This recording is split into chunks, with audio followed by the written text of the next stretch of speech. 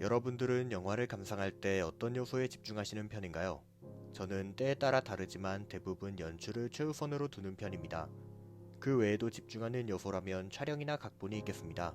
이 요소들은 영화를 구성하는 3대 요소로도 기능하는 매우 중요한 요소들이기도 하죠. 그렇다면 말을 바꿔보도록 합시다. 여러분들은 스토리와 영상미 중 어느 쪽이 더 우선시되어야 한다고 생각하시나요? 많은 사람들이 전자를 택하리라 생각되고 저 역시 그러합니다. 하지만 때때로 후자만으로도 좋은 평을 남길 수 있는 영화가 존재한다고 생각합니다. 오늘 리뷰할 영화 바깥나라의 소녀가 바로 그런 작품이죠. 예술이란 곧 아름다운 것입니다. 음악, 회화, 사진 등 다양한 예술 분야들은 저마다의 아름다움을 발산합니다. 영화 역시 그러합니다. 그것이 비록 시각적인 아름다움만이 극대화되어 있는 작품일지라도 말입니다. 앞서 이야기했던 내용들을 읽어보셨다면 아시리라고 생각하지만 영화 바깥나라의 소녀의 스토리의 특출난 구석은 딱히 없습니다. 순수한 영혼과 저주받은 영혼이 만나 서로를 위해 살아가게 되었다는 내용을 담고 있는 평범한 동화이고 1시간이란 짧은 러닝타임 동안 전개되는 작품이기 때문에 오히려 이해하기 어려운 구석도 있습니다. 그럼에도 이 영화를 크게 비판할 수 없는 이유는 조금은 불완전한 동화가 구현되어 있는 화면이 너무나 아름다웠기 때문입니다. 일본의 문학가 미시마 유키오는 본인의 저서 문장 독본에서 문장 중에는 아름다움을 맛보는 용도로 쓰이는 문장이 있다고 하였습니다. 이는 유미주의 혹은 탐미주의라고도 불리는 문학사조를 의미하는 말입니다. 저는 영화 역시 그러하다고 말하고 싶습니다. 영화 중에도 화면의 아름다움을 즐기기 위해 제작되는 작품이 있다고 믿고 싶습니다. 그렇다면 이제 이야기해야 합니다. 영화 바깥나라의 소녀가 아름다운 이유는 무엇인가? 이를 설명해내는 것은 어려울 것이라고 생각됩니다. 그도 그럴 것이 아름다움에 대한 생각은 개개인에 따라 달라지는 것이기 때문입니다. 그럼에도 저의 생각을 이야기하고자 합니다. 영화 바깥나라의 소녀의 아름다움은 캐릭터 디자인과 연출, 그리고 이들을 포괄하는 작화에서 발견됩니다. 우선 캐릭터 디자인에 대해 이야기해보도록 합시다. 사실 캐릭터 디자인에 대한 평가는 주관적인 것입니다. 현실에서도 각자의 이상형이 다른 것처럼 애니메이션 속에서도 각자가 선호하는 캐릭터 디자인은 다른 법입니다. 그러한 취향을 배제하고 저는 오직 이 영화의 캐릭터 디자인이 작품의 분위기와 미술에 어울리는지에 대해서만 생각했습니다. 그런 면에서 주인공 시바와 선생님의 캐릭터 디자인은 상당히 훌륭하다고 할 수 있습니다. 작금의 애니메이션 미술은 점점 현실주의로 흘러가는 추세입니다.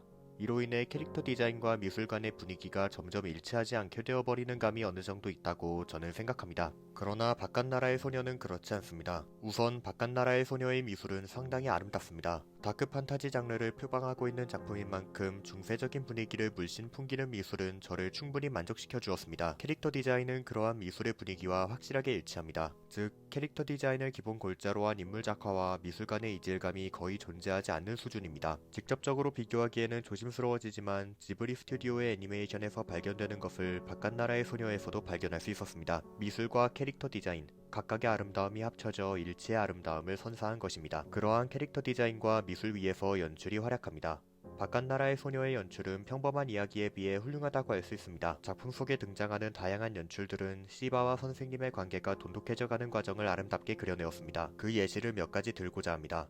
먼저 시바와 선생님이 지내는 저택의 덩굴이 빠르게 자라나는 장면을 들고 싶습니다. 이 장면은 두 사람이 만나고 꽤 시간이 지났다는 것을 표현함과 동시에 시바가 선생님의 창문에 화분을 장식하고 함께 차를 마실 정도로 그들이 친근해졌음을 의미하는 장면입니다. 접촉적인 면에서도 연출은 활약합니다. 바깥나라의 소녀에는 저주받지 않은 사람이 저주받은 사람과 접촉하는 순간 저주받게 된다는 설정이 있습니다.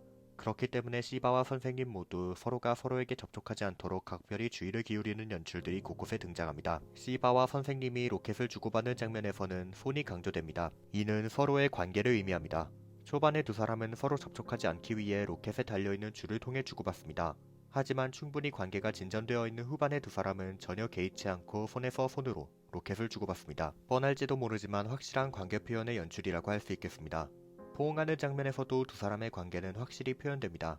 시바의 꿈에는 시바가 버려진 후 처음 깨어난 순간으로 추정되는 장면이 나옵니다. 그때 시바는 누구라도 와주길 바라지만 아무도 오지 않죠. 끝내 나타난 선생님으로 추정되는 실루엣이 다가와 시바를 안아주지만 두 사람은 접촉하지 못하고 꿈은 끝납니다.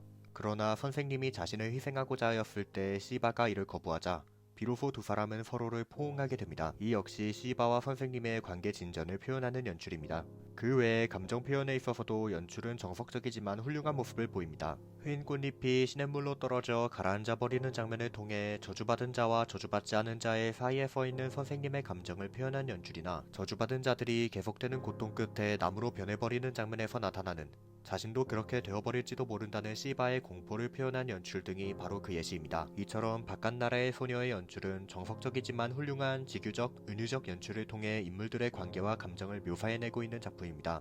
이러한 연출 역시 아름다운 화면을 만들어내는 데 있어 필수적인 것이므로 저는 바깥나라의 소녀란 영화의 아름다움을 찾기 위해 그 아름다움을 구성하는 요소로 존재하는 연출들을 호평하고자 했습니다. 마지막으로 캐릭터 디자인과 연출을 모두 포괄하는 작화에 대해 이야기하고자 합니다.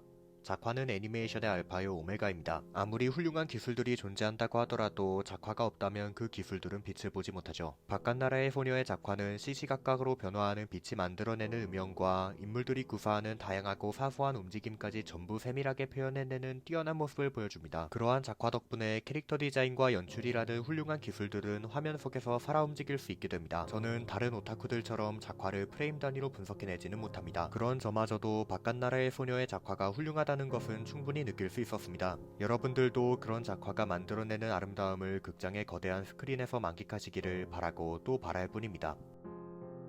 영화 바깥나라의 소녀는 서로가 서로에게 필요해져가는 순수한 영혼과 저주받은 영혼의 동화를 그리고 있는 작품입니다. 1시간 남짓한 짧은 러닝타임은 다소 비어버린 이야기들을 들려주었지만 빈 공간을 채워주는 아름다운 화면은 그러한 결점을 용서하도록 만들었습니다. 훌륭한 지규적, 은유적 연출과 귀여우면서도 섬뜩한 그럼에도 포근한 캐릭터 디자인 및 이들을 표현해내는 생동감 넘치는 작화로 구성되어 있는 뛰어난 아름다움의 요소들은 귀엽고 화면 속에 따뜻한 혼을 불어넣습니다. 세상에는 다양한 평가의 기준이 있습니다. 영화 역시 그러합니다. 각본, 연출, 촬영이라는 영화의 3가지 기본 요소부터 시작하여 수많은 기준들이 여러분들께 존재하고 있으리라고 생각됩니다. 제가 바깥나라의 소녀의 평가에서 활용한 기준은 아름다움입니다. 때로는 아름다움이 작품을 완성짓는 법이라고 생각합니다.